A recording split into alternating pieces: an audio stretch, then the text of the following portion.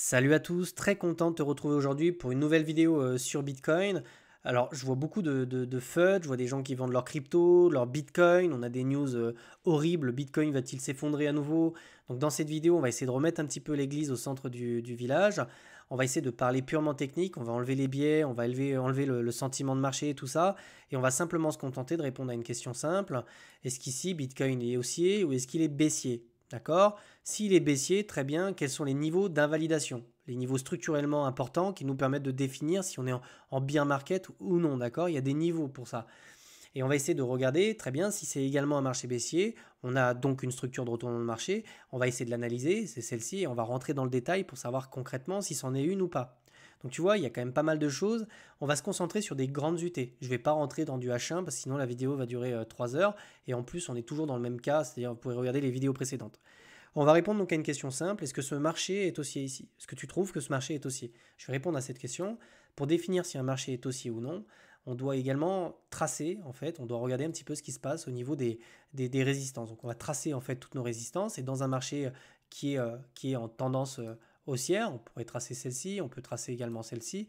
Tous ces niveaux-là, en fait, sont ascendants. Donc, tu vois qu'ici, toutes ces résistances-là, elles ont tendance à monter. Et en plus, elles montent avec, si je puis dire, alors je vais prendre ma petite flèche, elles montent avec de plus en plus de vélocité, si je puis dire. Tu vois qu'entre ces deux résistances, on a quelque chose de plus en plus grand. Là, on a vraiment quelque chose d'encore plus grand. Donc, on a une accélération de ce mouvement sur Bitcoin. Donc, ici, on ne peut pas parler de retournement de marché, on ne peut pas parler de marché baissier, surtout quand la vélocité est de plus en plus importante. Ok, donc j'ai enlevé les flèches. C'est pareil pour les supports. On a des supports, tu vois, donc on a celui-là, on avait celui-là, d'accord? On a eu ce support-là, d'accord? Donc ça, c'est des supports qui, là aussi, sont montants. On a quelque chose d'ascensionnel, ok? Presque, on a presque une hyperbole, enfin, on a presque quelque chose comme ça de très parabolique. Donc, on a quelque chose d'haussier sur Bitcoin, indéniablement haussier, structurellement haussier, que ce soit les supports, les résistances, les structures. D'accord? Donc déjà, la première question, est-ce que Bitcoin est haussier? On y a répondu. Oui, il est haussier. D'accord? La deuxième question qu'on va se poser, c'est est-ce que Bitcoin est en train de retourner sa tendance? Alors là, on va commencer à rentrer dans le vif du sujet. Certains te diront, ici, il y a un M-top par exemple. D'accord? Alors ici, dans ces cas-là, il y avait un M-top, on l'avait vu à l'époque. Ici, il y avait un M-top. Tu vois ce que je veux dire? Tu peux voir des M-top autant que tu veux, et puis ça ne veut pas forcément dire que tu es sur un top de marché. Et ça, c'est très compliqué de simplement te dire, OK, il y a une structure en forme de M-top, on sort. Moi, je pourrais te dire qu'on voit par exemple un triangle, ce qui est factuellement le cas. Tu prends ces deux résistances, je vais mettre ça en vert, je vais mettre ça en dur. Tu prends également ça là, et puis on pourrait commencer à se dire qu'on est plutôt dans un triangle de consolidation, tu vois. Donc, et c'est de la continuation haussière, c'est absolument pas quelque chose de baissier ça. Donc pour l'instant, on va regarder et on va descendre dans le détail. Ce que tu dois savoir, c'est qu'il y a des niveaux d'invalidation, des niveaux qui nous permettent de définir si on est toujours sur une tendance haussière ou non. C'est-à-dire que sur cette moyenne mobile, là je vais me servir de la moyenne mobile, qui est un indicateur qui est extrêmement efficace, surtout la moyenne mobile 200, on est revenu. Ce qu'il faut se dire, c'est que dans un marché haussier, le prix évolue toujours au-dessus de la moyenne mobile. Là, il évolue au-dessus, là, il évolue au-dessus. Donc, on revient faire des pullbacks sur la moyenne mobile. On est revenu faire un pullback, on est passé dessus, on a réintégré. Donc, tant que le prix évolue au-dessus de la moyenne mobile, nous sommes sur un marché qui est structurellement haussier. C'est quand on revient casser la moyenne mobile. Ici, tu vois, on a cassé, on est revenu de l'autre côté de la moyenne mobile.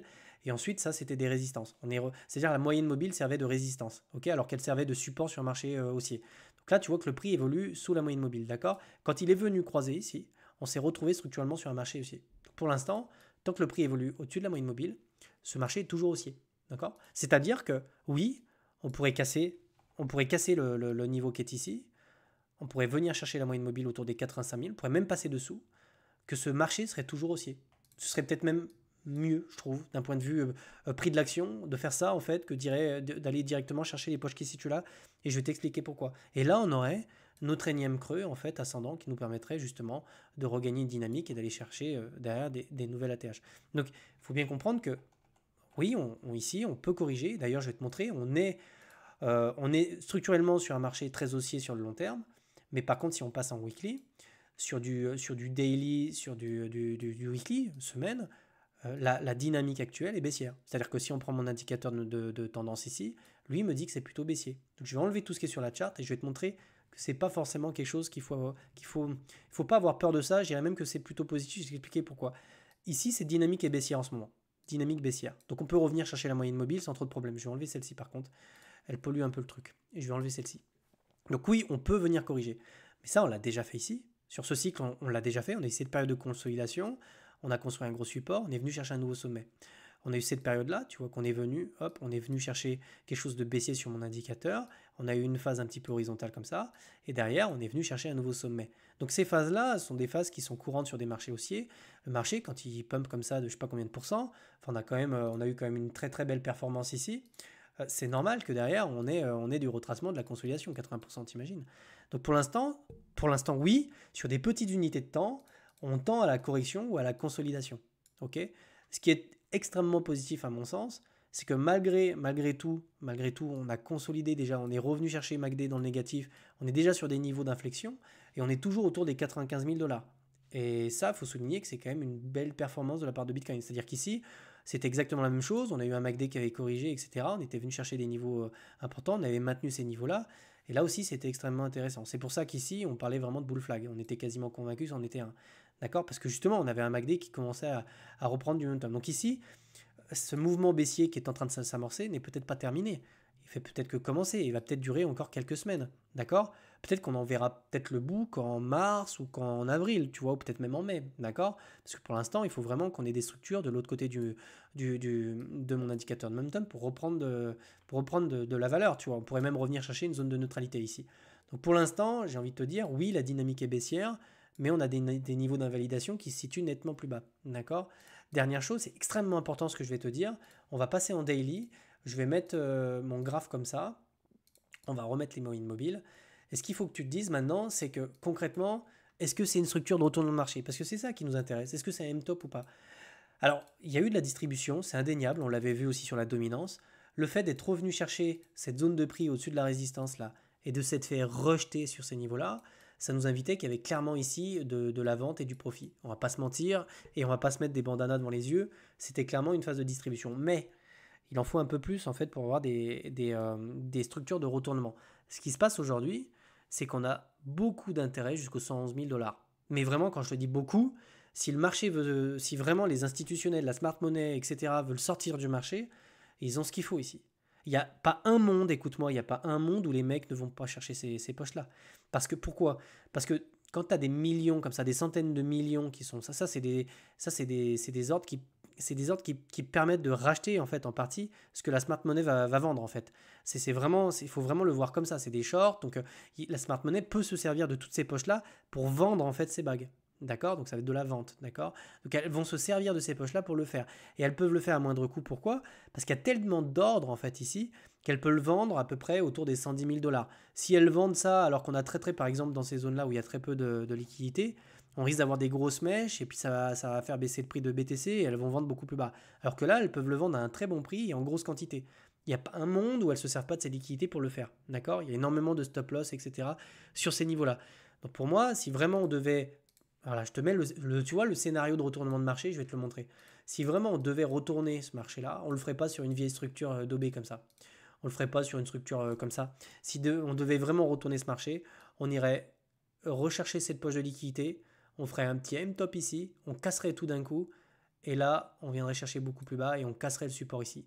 Là, j'aurais pas du tout le même discours qu'aujourd'hui. Et ça, pour moi, c'est une structure de retournement de marché. Si tu regardes les derniers mois, on a eu une structure qui a duré, donc là on va sortir les indicateurs, alors, je vais te les retrouver, je vais te sortir la plage de date. Ici on a une consolidation qui a duré quasiment 238 bars, donc 238 jours. Ici, on est depuis qu'on a marqué le top, on est à 60 jours. Est-ce que tu crois vraiment qu'une consolidation de 238 jours, avec des périodes d'accumulation qui se sont faites sur le bas du range ici, on va retourner un mouvement comme ça en 60 jours? Ben non, il faut à minima quasiment la même chose. Il nous faudrait au moins la moitié de ça. Tu vois, il nous faudrait moins 150 bars pour avoir une dynamique de retournement avec une grosse distribution, d'accord? Donc pour moi, la structure de distribution ressemblerait davantage à ça. Et si on vient chercher ces poches-là, oui, vends un peu de BTC. Si on ne revient pas chercher la moyenne mobile et qu'on part de suite chercher cette poche-là, tu peux vendre du BTC pour te couvrir.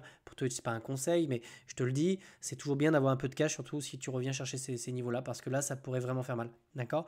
Mais si pour le moment, on vient simplement, et ça c'est. Donc ça, on comprend que c'est. Contrairement à ce que tu penses, ça c'est le scénario bien pour moi. Pour moi, je préférerais largement en fait qu'on vienne casser le support maintenant, qu'on vienne chercher la moyenne mobile de suite, sans retoucher les poches qui sont ici, ce serait beaucoup plus rassurant parce Attends, je vais enlever tout ça. Ce serait beaucoup plus rassurant de venir chercher l'âme. Alors d'ailleurs, ça serait sûrement avec un rebond, on casse le support, on rebondit, on va chercher, on fait une petite structure et puis ensuite on revient gagner les niveaux.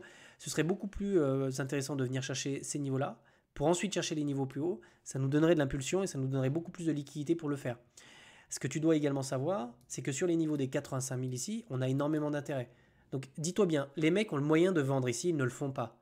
Et ici, tu as des poches d'accumulation. Donc si on vient chercher ces niveaux-là, c'est qu'ils ont une envie d'acheter plus. Tiens, on va passer sur les 3 mois. On survole vraiment pas mal de choses aujourd'hui, mais je vais te montrer ça. Je vais même passer en 6 mois pour qu'on regarde les poches qui se situent beaucoup plus bas. Donc ici. Donc tu vois, les 85 000 $, si on venait chercher, ce serait tout ça. Ça, c'est de l'achat en fait. Il n'y a pas un monde où c'est de la vente. Ici, c'est de l'achat, ici, c'est de la vente. Donc si on vient chercher tout ça sans toucher les liquidités qui se situent plus haut, pour moi, il n'y a absolument pas de fin de cycle. Au contraire, on vient simplement chercher plus bas et on se retrouve de nouveau dans un bull flag qui va durer des mois, etc., en vue d'une baisse des taux et tout. Et on est plutôt dans ce scénario-là, si tu veux mon avis. On serait plutôt dans une scénario, la macroéconomie, elle est un petit peu comme ça en tangente. Il y a des news qui sont très tièdes, mais à côté de ça, on a un dollar index qui plonge. Donc tu vois, il y a des news qui sont très contradictoires, une inflation qui baisse. Donc pour moi, tout n'est pas forcément noir ici. Et on va bientôt connaître en fait la direction. Donc dis-toi bien une chose maintenant, c'est que si on vient d'abord chercher les 111 000, essaie de te protéger un peu, d'accord? Si par contre on casse le niveau et le support et le triangle, tout ce que tu veux, toutes les structures qui sont là, hein, on avait ce range qui était là, donc là on va terminer par ça, on avait le range qui est situé là, d'accord? Donc si on le casse, il y a ça. On avait également le triangle qui était là, c'est un triangle, donc on le voyait bien, on a ce triangle là. Toutes ces structures là, si on les casse par le bas, c'est boule. C'est bizarre de te dire ça, mais si on fait ça, c'est boule, d'accord?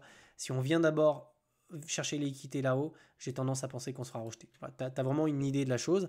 Et dernière chose, si on vient casser, qu'on vient chercher ici la moyenne mobile, on vient chercher des zones DCA qui sont des niveaux d'intérêt extrêmement importants. Donc quand tout le monde va te dire ici qu'on est en bear market, c'est probablement la meilleure cartouche que tu pourras mettre. Il faudra tirer. Enfin, il faudra tirer. Là encore, tu fais ce que tu veux. C'est pas un conseil. Mais les zones DCA en daily, la dernière qu'on a eue sur BTC, elle se situait ici, je vais te la montrer. C'était sur ces niveaux-là et sur ces niveaux-là. Donc en gros, tu achetais du BTC autour des 56 000. J'avais posté ça sur Twitter, vous n'étiez pas nombreux à me croire à ce moment-là. Hein. Parce que quand tu mets le replay et que tu es ici, tu n'as absolument pas envie d'acheter. Hein. Mais c'est pareil là. D'accord? C'est exactement la même chose. Quand tu es dans des zones DCA daily, c'est des points d'entrée qui sont très intéressants sur BTC. Voilà. Et donc on se rapproche tout doucement en fait d'une zone DCA. On se retrouve tout doucement, on s'en rapproche tout doucement d'une zone DCA. Donc si on casse et qu'on vient la chercher, c'est des points d'entrée, c'est pas des points de sortie. Les points de sortie se font ici, d'accord? Voilà, je pense qu'on a fait une grosse vidéo, un gros point. Je voulais vraiment faire quelque chose sur le long terme pour que tu puisses essayer d'éliminer le bruit, le bruitage que tu peux retrouver sur Twitter pour essayer de te concentrer sur l'essentiel.